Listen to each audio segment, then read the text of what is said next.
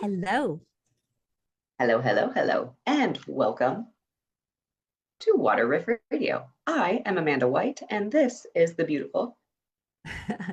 Jill Marie, how are you today? And today we are diving into a topic that sounds like science fiction, but it's happening in every corner of the globe. Mm. Toxic sips, plastic in the water.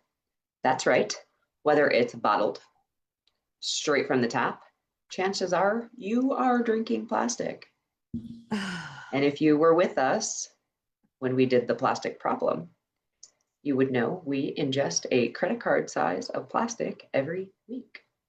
So in this session, we are going to explore the hidden world of microplastics and nanoplastics, how they get into our water, what they do inside our bodies, which is very interesting, and what we as humans can do to protect ourselves, your family, and our amazing planet. So we are going to ask ourselves, what are microplastics and what are nanoplastics? Mm. And Miss Jill is going to fill you in on that. Well, they're plastics. We know that, right? They are plastics. Uh, what's interesting, this just came up, but if you look on the bottom of every piece of plastic, whether it's a bottle or a container or something, it will have a little number on there. And I don't have this information readily in front of me, but each number is a number associated with what is actually specifically in that plastic container. Whether it's like BPA free or it's been recycled once or twice or what have you. But it's all plastic, right? So microplastics, these are particles that are smaller than 5 millimeters, and they're obviously the result of larger pieces of plastic that are broken down over time.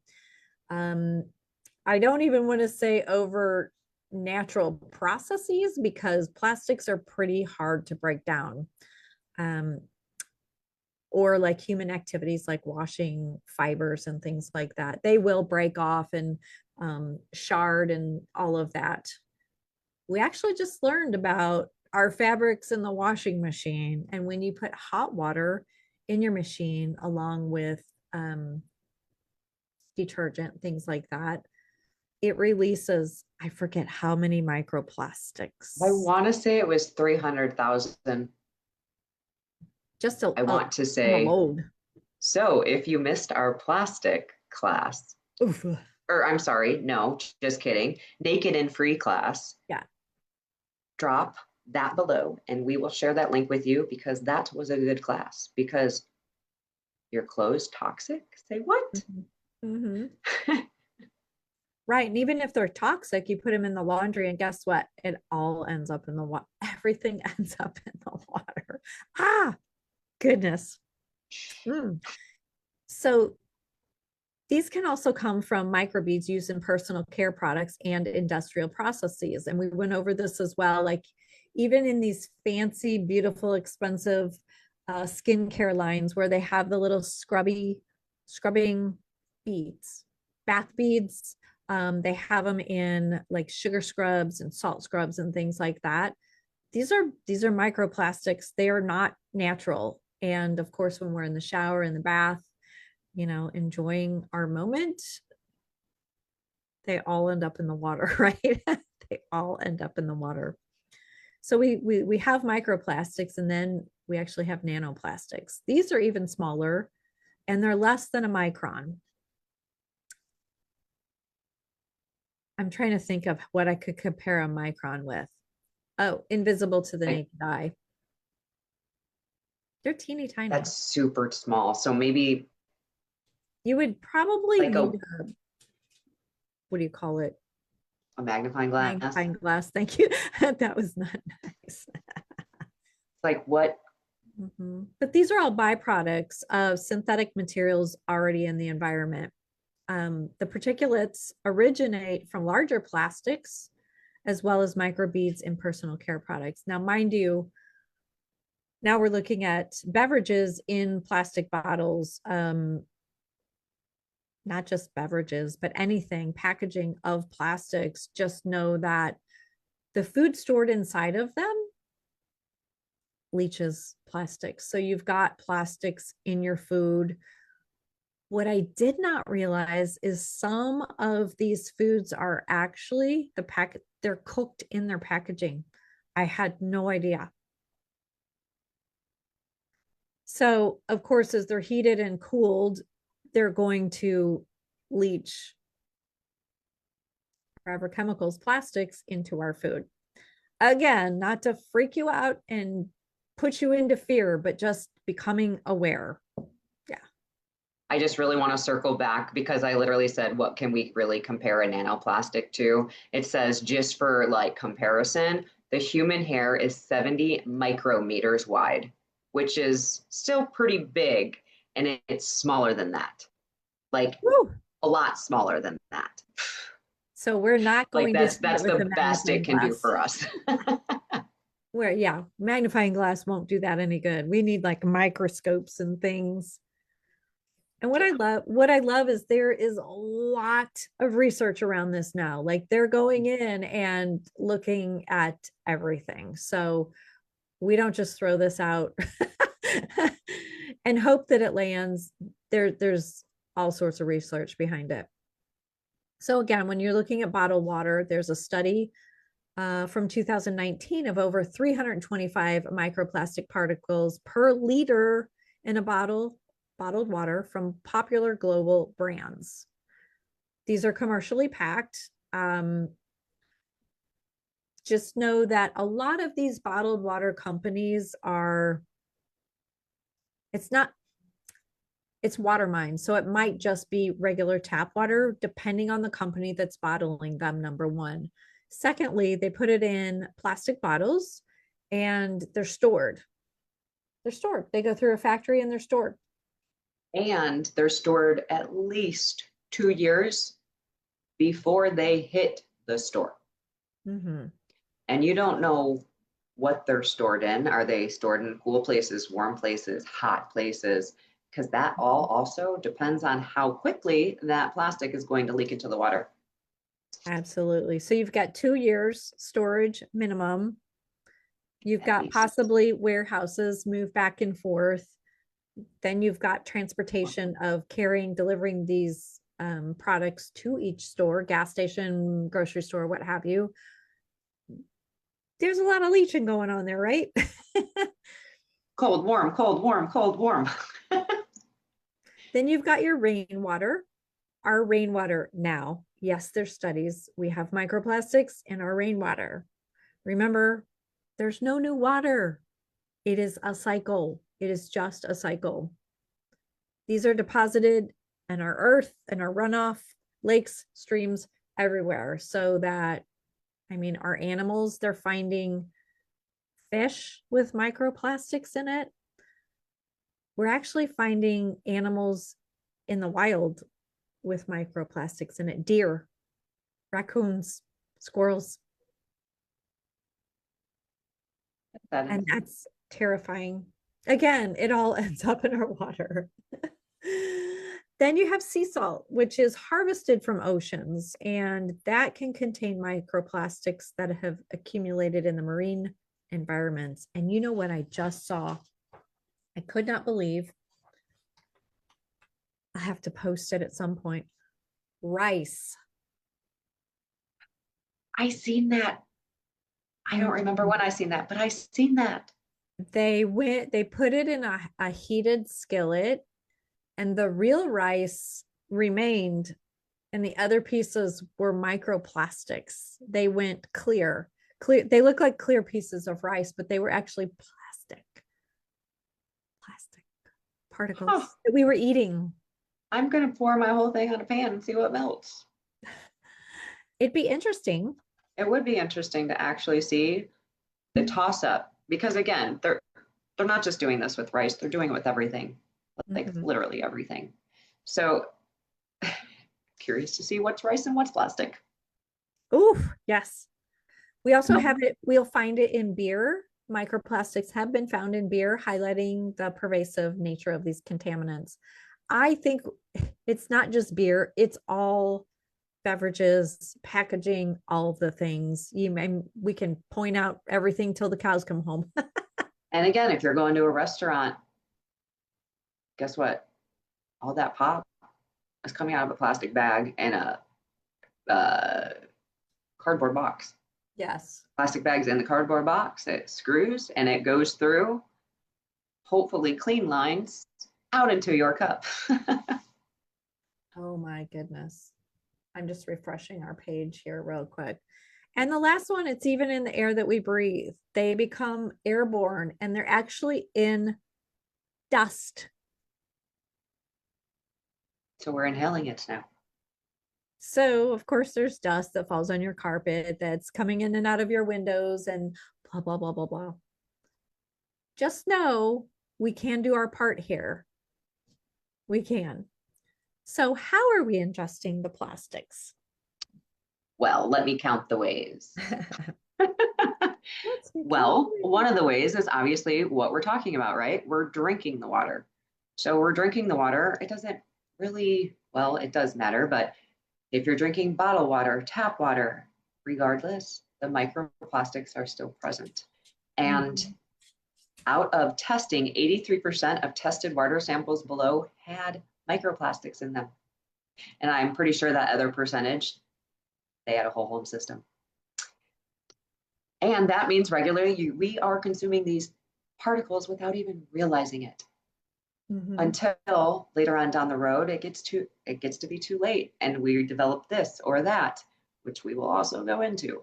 And again, I think we've hit upon plastics in almost every class we've done. We're always consuming them. And again, another one is food packaging. If you've noticed, or maybe you haven't, go into your kitchen. What's in plastic regarding your food? Everything except like pickles or olives. Those are in glass, but everything's in plastic. Heat, like a microwave. Like, how is that food cooked and prepared and stored before it even gets to you? Was it heated in plastic? Was it, we won't even get there. We won't even go there. So when they are exposed to heat, again, they leach more microplastic in and they're harmful chemicals that we're probably not even aware of half of them. It goes into that.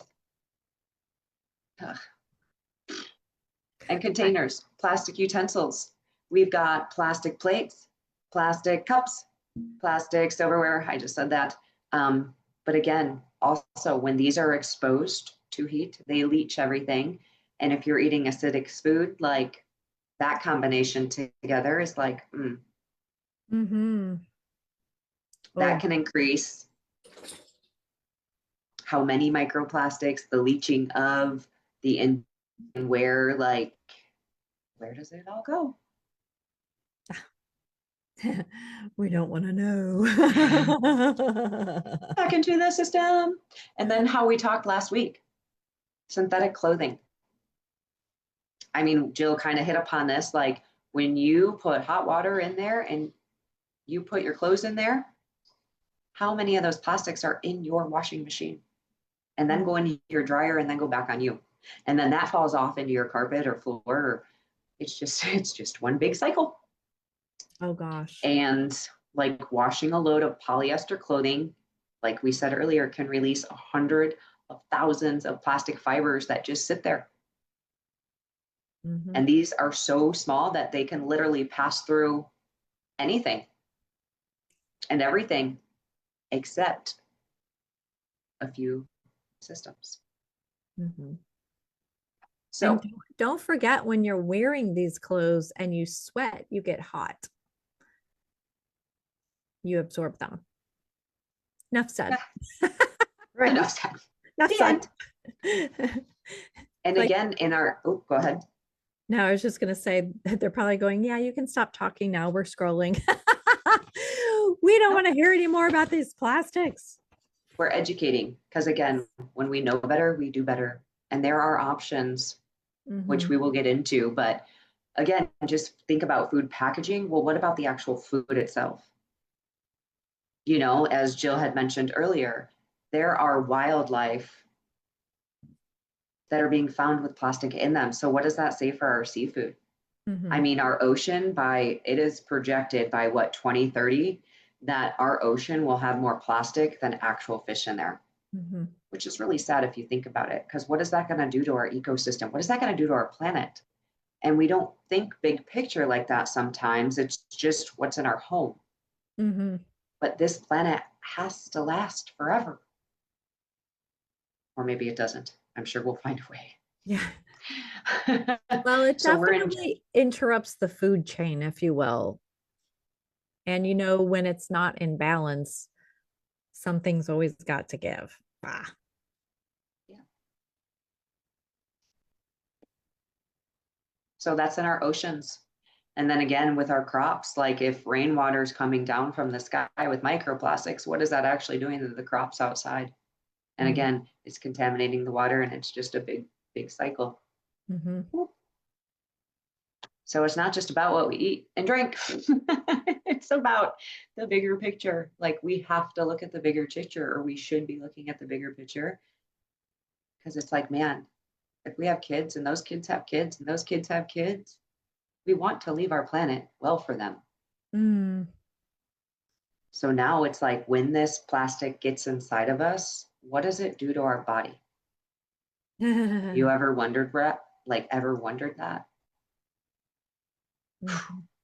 I mean, I've wondered that quite frequently, and I actually just had this whole conversation last night, because one of my humans is like, my friend just found out they're on the brink of Alzheimer's. And I'm like, oh, and that's where we're going to go right now. Take it away, Miss Jill. What happens when plastic is in our body? It's not good, of course. Micro and nanoplastics, these can cross the blood-brain barrier in the brain. And years ago, a lot was not known yet about crossing the blood-brain barrier. There's certain illnesses, bacteria that can cross that. And now we're finding out through all these studies that plastics can cross that. Mind you, it's kind of like the toxins can cross that and become stored in the brain. Between the plastics and the heavy metals, it stores in the brain. Once it goes up there, it doesn't come out. It compounds up there. It stores in our brain, it stores in our tissues, our fascia, our organs. And unless we are detoxing literally daily, again, they just keep compounding. So what symptoms show up as, I mean, we can, if you really think about it, every illness, every disease, everything has the same symptom. Have you realized that? You could have nausea, you could have stomach ache, you could have, bleeding, whatever. Maybe not bleeding, maybe not everything, excuse me, but there's a lot of the same symptoms out there. And in Western medicine, we look at, let's line up the symptoms with this illness, depending on where it's coming from. However, now we've got studies showing that these plastics, the toxins, are actually turning on gene expression. And what I mean by that in an overall generality is it can only cause dementia or Alzheimer's if you have the gene for it, if that makes sense. Alzheimer's and dementia, I'm just going to use dementia. That wasn't around 40 years ago. It wasn't. And it wasn't until plastics and heavy metals and all these toxins we started using to become, easier for us, right? Aluminum foil, plastic, Tupperware. When did that start? But these are actually, they're carriers, they're endocrine disruptors, and like BPA, phthalates, and of course, heavy metals. We were just talking about that. These interfere with our hormonal systems, leading to many different health issues, not just dementia. But all I'm saying is that if you have the genetic expression, the gene for Alzheimer's, and most of us don't know that, I was tested because I've been studying it. My father passed of dementia. Just because you have it doesn't mean you're going to get dementia. Stress and toxins literally turn that on, whether it's Parkinson's, high blood pressure, diabetes. It's all linked back to the toxin and stress in the body. When you have stress in the body, it freaks out and it lowers your immune system. So your gene kicks on. I'm here. Thank you for turning me on. we can actually turn it back off, but Western medicine doesn't know that right now. That's not their area of genius, if you will. But yeah, it's so linked to like reproductive toxicity. How many people, I mean, oh, what is it when you infertility?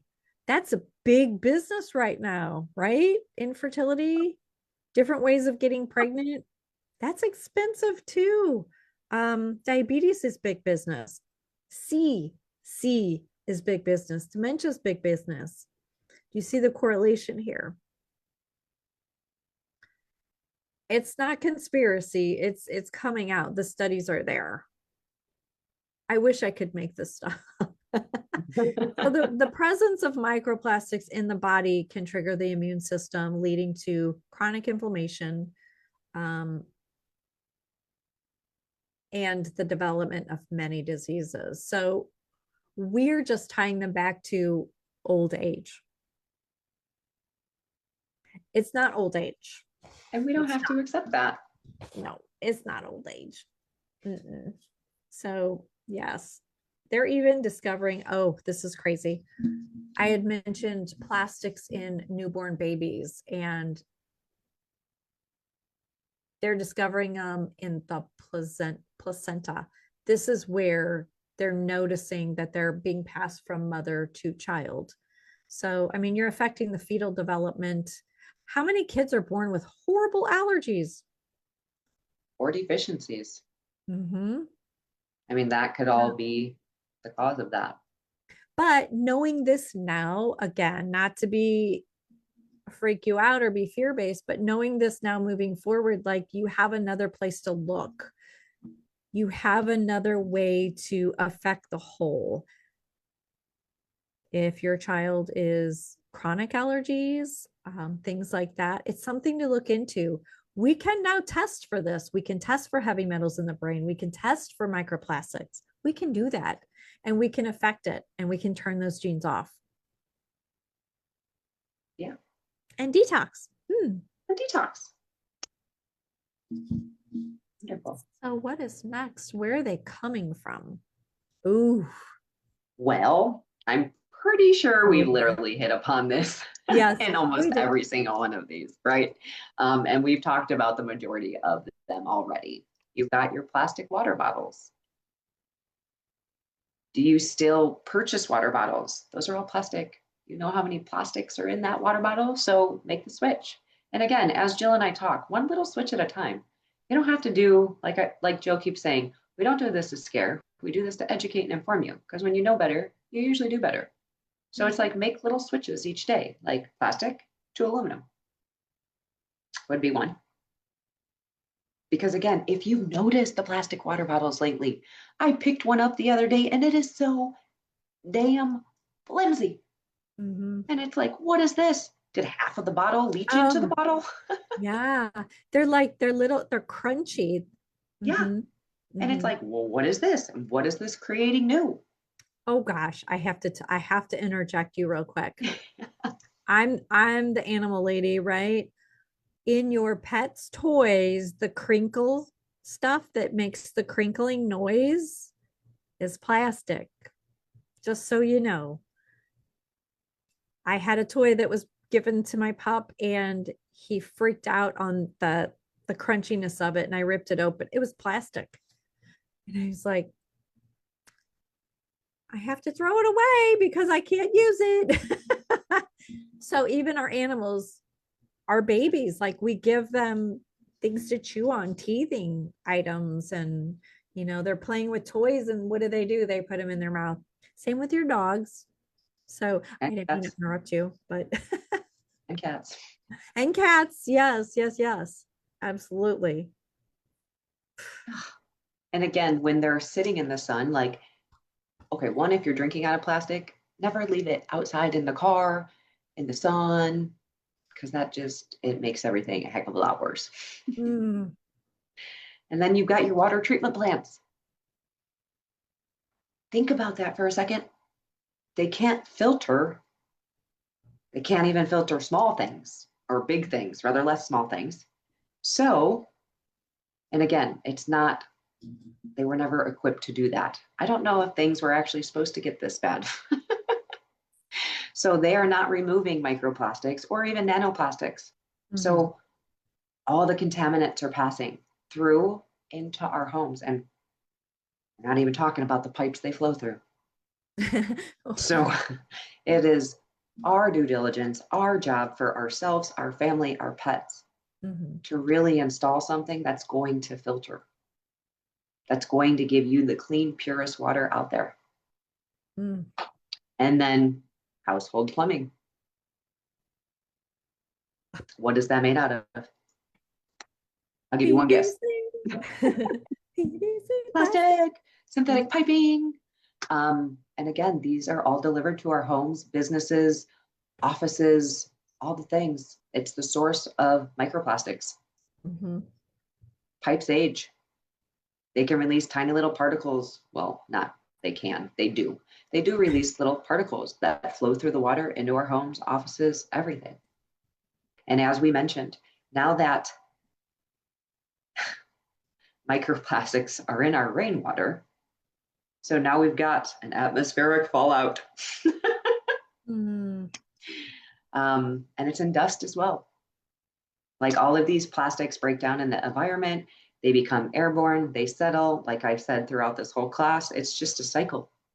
Or surface, everything goes, everything rises, everything falls again. It's the ecosystem we learn about in grade school. That just brought back like that little diagram of everything that we learned in school. It's like it goes here, then it goes here, then it goes here, then it goes here, and then it happens all over again. Yeah. So microplastics and plastics are everywhere. We cannot avoid them because we live in a plastic world. And it's our job, though. Where can we start eliminating that? Where can we start cutting things out? Little pieces by piece. Microplastics be gone. Microplastics be gone. So, and that's going to lead us into what can you do about this? What can you do? Yeah, it's pretty simple. It's just a matter of making that switch. And being aware of it. Just ditch the plastic bottles. Do use stainless steel or glass. There's a lot of really cool glass bottles with some covers on them. I love my glass bottle. And you can reduce your exposure to microplastics there. Look for a high quality water filtration system. We use Pure Way whole home filtration for the whole home. Even our laundry tap is filtered, so it's getting clean water in the laundry.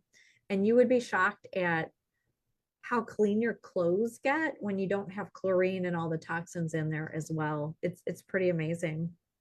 And how they really feel on your body. Like, yeah, it's a totally different vibe for you. Like if we're going vibes or frequencies, kind of like the clothing class, like it's a totally different vibe on your skin, and you don't have that leaching into you from that. Absolutely. Well, you've got some of those, as we talked about in there, are flame retardant. They're the dry weave technology. That is all petroleum-based plastics. Check out that class. It was really, really good. Yeah.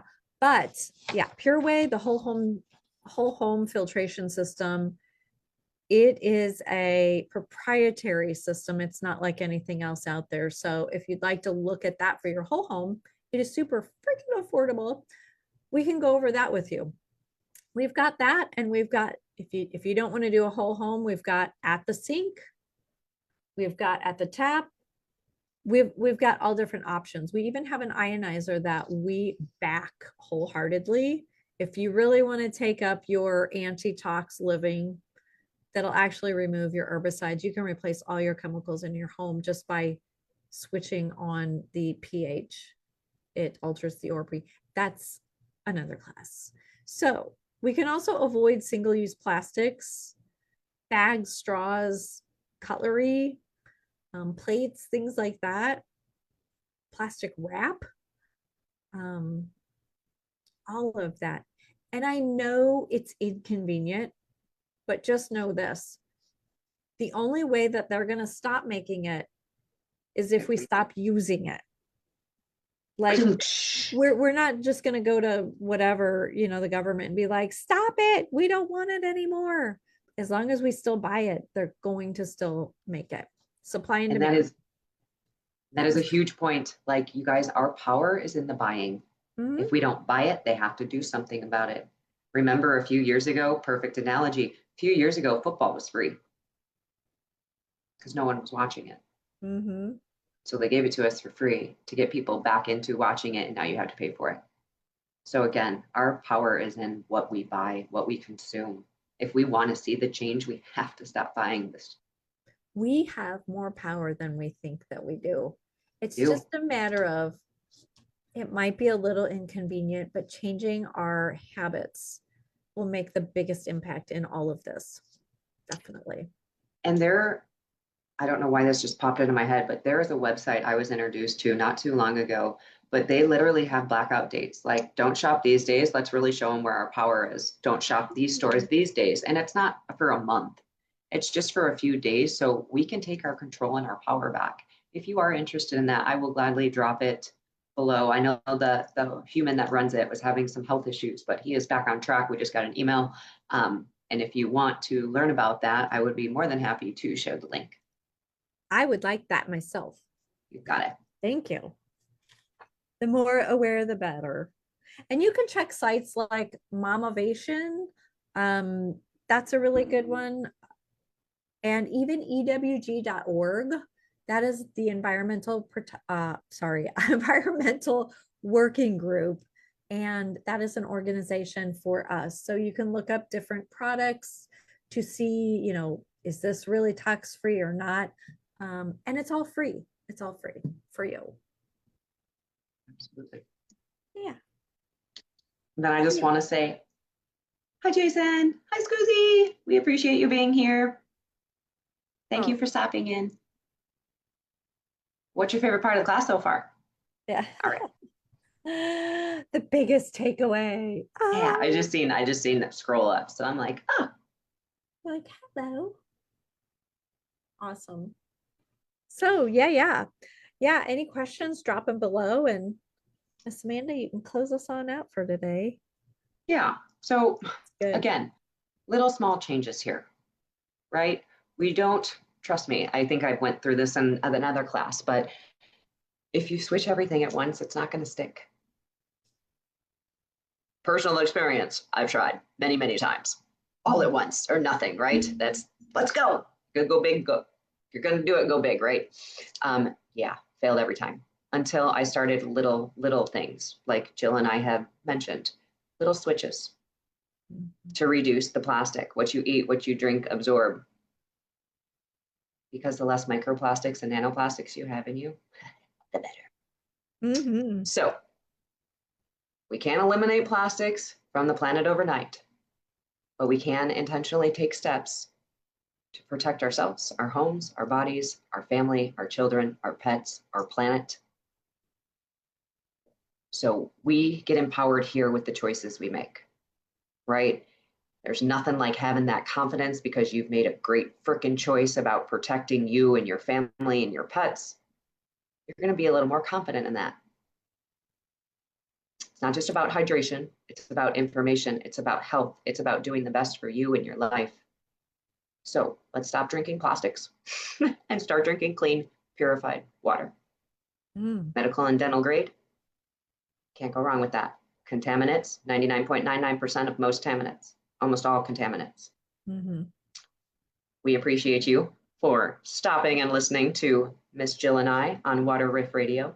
Hey. If you want, again, reach out. We will love to go over these systems with you. Our home filtration system is the top of the top. I can guarantee you, you will not find anything like it or anything better than it. And if you're not ready for a whole home, like Miss Jill said, we have other options for you. But until then, we'd love for you to reach out.